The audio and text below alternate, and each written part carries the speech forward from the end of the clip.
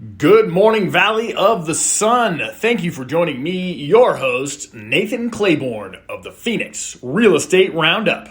Today is Wednesday, February 22nd. Active listings on the MLS today in the Arizona MLS, 15,165. Let's take a look at what it was last week, and then I'm going to tell you what it was at the end of December. Ready? So last week we were at 15,328, so we're a couple hundred less than that. But let's go back and look. I went back too far. Let's see. On Monday, let's try it. Tuesday, January 17th, so a month ago, a little over a month ago, 16,209. So a full 1,000, that's a lot. That's a lot. That's almost 10% less in a month. And that brings me to my theme today, though I'm gonna touch on interest rates in a minute. I'm not going to give you those just yet. But inventory is falling, and we're heading into spring selling season, and we'll expect to see hopefully some inventory come on the market. Inventory is falling precipitously, not just here in Arizona, but all over the country. And one of the things, the CNBC had an analyst on saying that home builders are going to be scrambling to catch up to demand for years. And this is what I've been saying. That's what I've been saying on this podcast over and over and over again. There are not enough houses. There are not enough houses, period. Period. Full stop. Now, the Wells Fargo National Association of Home Builders Sentiment Index came out yesterday. That's a mouthful to talk about. At any rate, for that particular index, home builders sentiment rose quite a bit. In fact, the biggest 1 month rise in home builder sentiment that they've ever recorded for that particular index. There's a lot of indices that measure this stuff, particularly home builder sentiment. I think I made a joke in a couple podcasts ago about it. They just call them up and say, "How are you feeling today?" And they take a poll. No, but the home builders are encouraged by what they're seeing in the wider economy, mostly because interest rates have backed off. Now, since that article was written and since that analyst was on, which was a little while ago, about a week ago, interest rates have actually popped up, and this is an interesting part of the story. Right now, they're at 6.87%.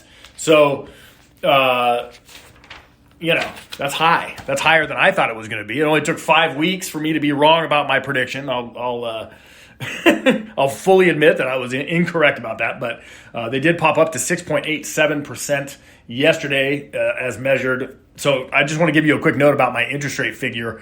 I am giving you the entire 30-year fixed-rate mortgage universe, the average of that interest rate. So that's going to include refinances. It's going to include some construction loans, et cetera, et cetera. All 30-year fixed-rate mortgages are in my number. Sometimes you'll look, and it'll have like Fannie Mae or Freddie Mac average 30-year, and it's going to be a little bit lower than the number I'm giving you.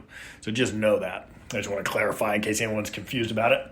But home builder sentiment is up, and it's because there aren't enough homes. They know that they are going to continue to build, and people are going to continue to buy what they build because people need primary housing. These are not investment. They're not selling them to investment companies. And in fact, a lot of the corporate investments in single-family homes are coming back out onto the market. And this is one of the trends I want to kind of keep my eye on.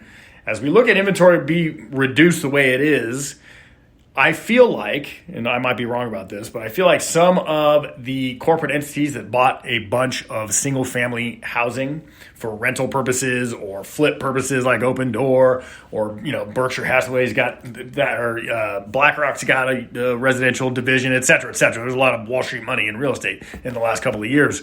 I feel like a lot of those units are going to come back out onto the market in the next year. And part of that's profit taking. Part of that is that the returns are not going to be as robust as they were for the last 10 years in real estate. They're going to be in the single digits the way they probably should be.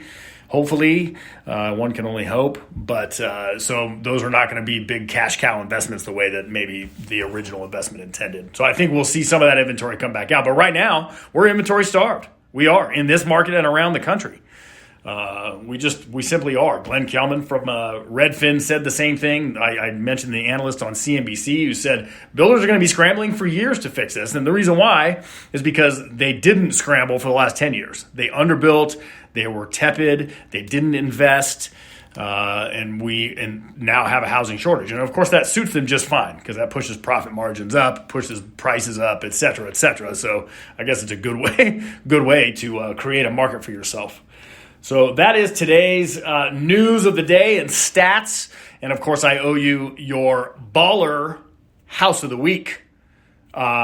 Today we have a real special one. We don't get a ton of these, although I did a search for them. Today we have one that's over 10 million. This is in, unsurprisingly, Paradise Valley. $10,200,000, 6600 North Invergordon, right there, smack dab in the middle of Paradise Valley. This house is enormous, of course. It's 9,300 square feet, 6 bedrooms, 8 bathrooms, just one single story, but really lavish grounds, really wonderful. It was brokered on the sell side by Realty Executives and on the buy side by Launch Real Estate. Congratulations to those agents and, of course, that buyer for purchasing this beautiful property. Wow, $10,200,000 is your baller house of the week. Thank you so much for listening. We'll be back with you next week.